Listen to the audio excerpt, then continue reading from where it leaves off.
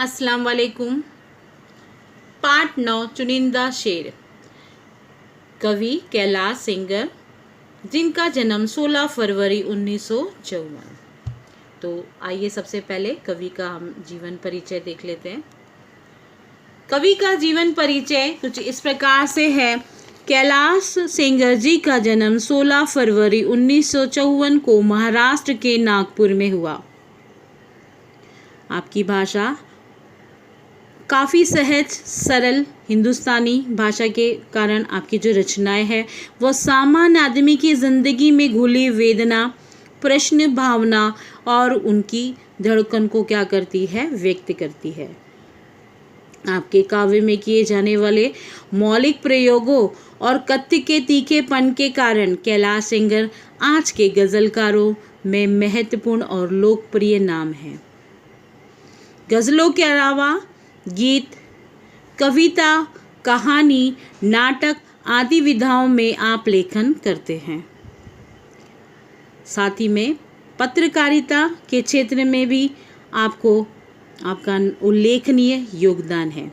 हिंदी के साथ साथ आपने मराठी भाषा पर भी आपका जो प्रभुत्व छाप है। आपके लेख में प्रस्तुत विचार सोचने को बाध्य करते हैं। आपकी साहित्यिक भाषा पाठकों के मन बुद्धि को झकझोर कर रख देती है। इनके द्वारा जो प्रमुख कृतियां हैं कुछ इस प्रकार से है। सूरज तुम्हारा है, ये इनका गज़ल संग्रह है। यहाँ आदमी नहीं जूते भी चलते हैं। सुबह होने का इंतज़ार, ये इनका कहानी संग्रह है। अभी रात बाकी है, ये क्या है, अनुदित साहित्य है। विधा परिचय। विधा परिचय किस प्रकार का ये जो है शेर दिए हुए है, ये किस प्रकार से है हम देखेंगे इस विधा परिचय में। उर्दू कविता का लोकप्रिय प्रकार क्या है, गज़ल है। उर्दू कविताओं का लोकप्रिय प्रकार गज़ल है, जिसे गढ़ने में, जिसे बनाने में शेरों की अहम भूमिका होती है। गज़ल की लोकप्रियता के फलस्वरूप इसे हिंदी ने भी अपना लिया है। गज़ल का जो पहला प्रारूप था कि लोग इश्क माशूक, उस दौर से इस गज़लों को प्रयोग में लाते थे, परंतु आज जो इसकी लोकप्रियता हिंदी ने भी अपना लिया है। गज़ल हिंदी में आते आते रूमानी भाव भूमि से हटकर यथार्थ की ज़मीन पर खड़ी हो गई है। इन शेरों द्वारा हिंदी गज़लों ने अपनी अभिव्यक्ति शैली के बल पर लोकप्रियता भी क्या कर ली है, हासिल प्राप्त कर ली है। पाठ परिचय इस प्रकार से है। प्रस्तुत शेरों में सामाजिक अव्यवस्था और विडंबना के विभिन्न चित्र शब्दों के माध्यम से व्यक्त किए गए हैं।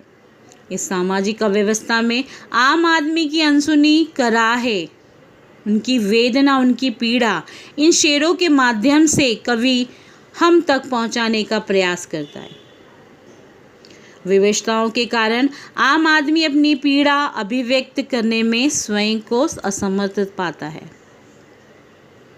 ये शेर उन्हीं विवशताओं को व्यक्त करने का माध्यम बन जाते हैं। मनुष्य की इस विवशता को और उसे समाप्त करने के प्रयासों की रुचि ने वाणी प्रदान की है। तो आइए गज़लों का भावार्थ देख लेते हैं। चुनिंदा शेर में यहाँ जो गज़ल है वह पढ़ के बताती हूँ। गज़लों से खुशबू बिखारना हमको आता है, गज़लों से खुशबू बिखारना हमको आता है, चट्टानों पर फूल खिलाना हमको आता है। परिंदों को शिकायत है, परिंदों को शिकायत है, कभी तो सुन में मेरे मालिक, तेरे दानों में भी शायद लगा है धुन मेरे मालिक। हम जिंदगी के चंद सवालों में खो गए, हम जिंदगी के चंद सवालों में खो गए, सारे जवाब उनके उजालों में खो गए। चट्टानी रातों को जुगनू से वह सवारा करती है, चट्टानी रातों को जुगनू से वह सवारा करती है। बरसों से एक सुबह हमारा नाम पुकारा करती है। वो आसमां पे रोज एक ख्वाब लिखता था, उसे पता न था वह इनकलाब लिखता था। वह आसमां पे रोज एक ख्वाब लिखता था, उसे पता न था कि वह इनकलाब लिखता था। तो आइए इन गज़लों का भावार्थ समझते हैं। पहला जिस प्रकार से है, गज़लों से खुशबू बिखारना हमको आता है, चट्टानों पर फूल खिलाना हमको आता है। इस गज़ल के माध्यम से कवि अपनी गज़लों व कविताओं से खुशबू फैलाना या बिखेरना अच्छी तरह से जानता है।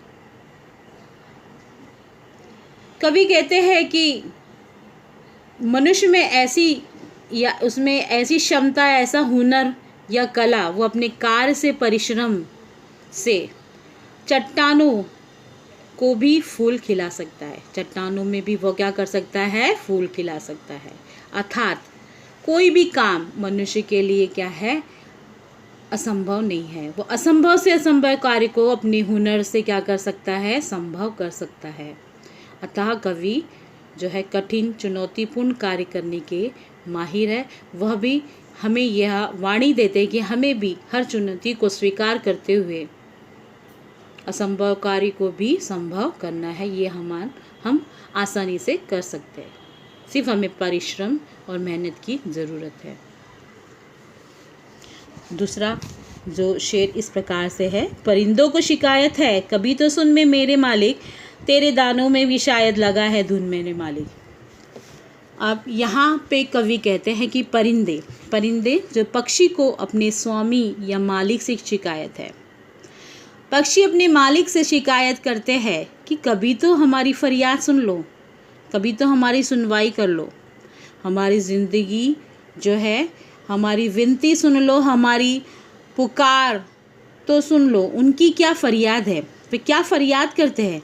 वे कहते हैं, आपकी कृपा दृष्टि से या मेहरबानी से जो अनाज या दाने हमको खाने मिलते हैं वह सब खोखले हैं।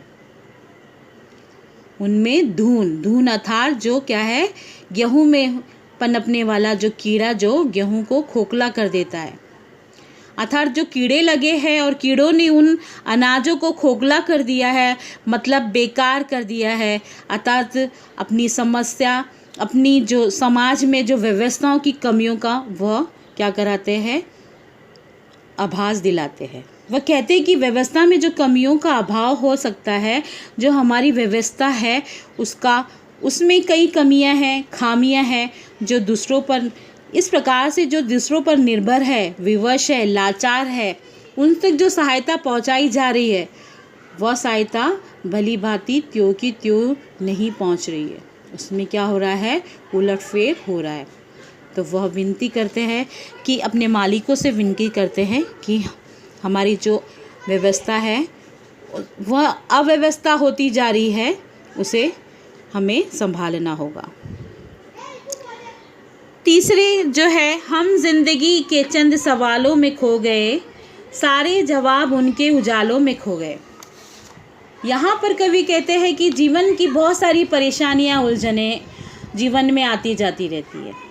जीवन की कुछ परेशानियाँ व उलझनें ऐसी आई है कि उसे सुलझाने में वे खुद भी उलझ गए, खो गए हैं और सुलझाने का लगातार प्रयास करते रहते हैं, कोशिश करते रहते हैं। कहने का तात्पर्य है कि आम आदमियों के जीवन में कई परेशानियों व कठिनाइयों का सिलसिला लगा रहता है। एक कठिनाई परेशानी से सुलझती नहीं तो दूसरी समस्या उनके सामने आके खड़ी रहती है। उसी संघर्ष के दौरान जो उम्मीद की किरण अर्थात रोशनी दिखाई देती है, वह रोशनी जो उनके सारे जवाब उसमें विलीन हो गए हैं। जिस तरह उजाला अंधेरे को निगल जाता है, ठीक उसी तरह आम लोगों को के जो सुख वैभव को भी नई नई उलझने क्या कर देती है? निगल जाती है। नेक्स्ट हम देखेंगे, चट्टानी रातों को जुगनू से वो सवारा करती है, बरसों से एक सुबह हमारा नाम पुकारा करती है।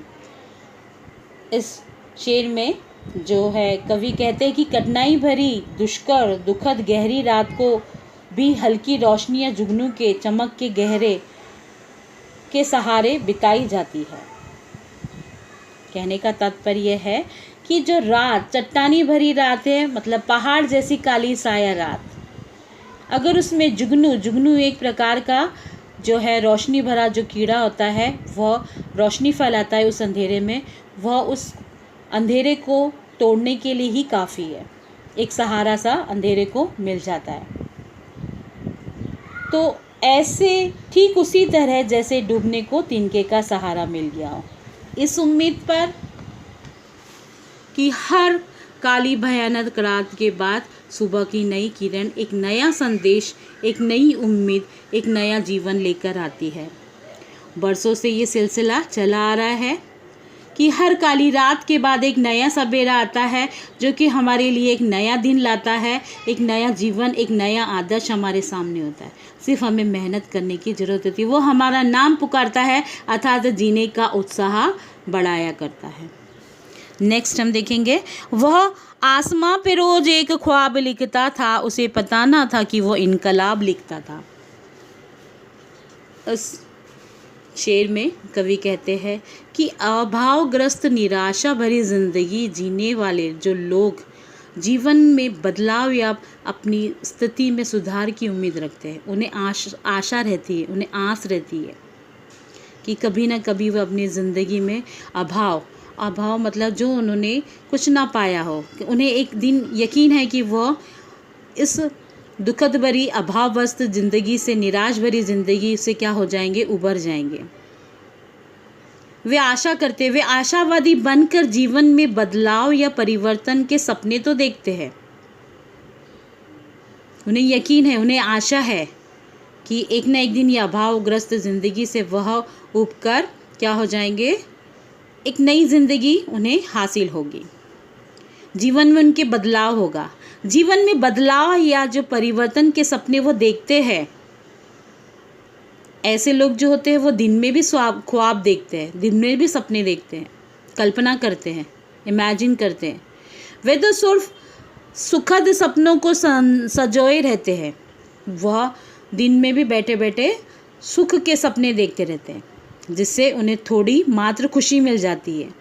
पर उन्हें ये सच्चाई नहीं पता होती है कि उनमें विचारों का जो ख्वाबों के मूल्य में परिवर्तन की चिंगारी छुपी है, कि इन्हें अगर ये ख्वाबों को हमें क्या करना है, संवारना है, उसको सजोना है, तो हमें क्या करना होगा, मेहनत करनी होगी, तभी हम अपने ख्वाबों को क्या कर सकते हैं, पूरा कर सकते हैं।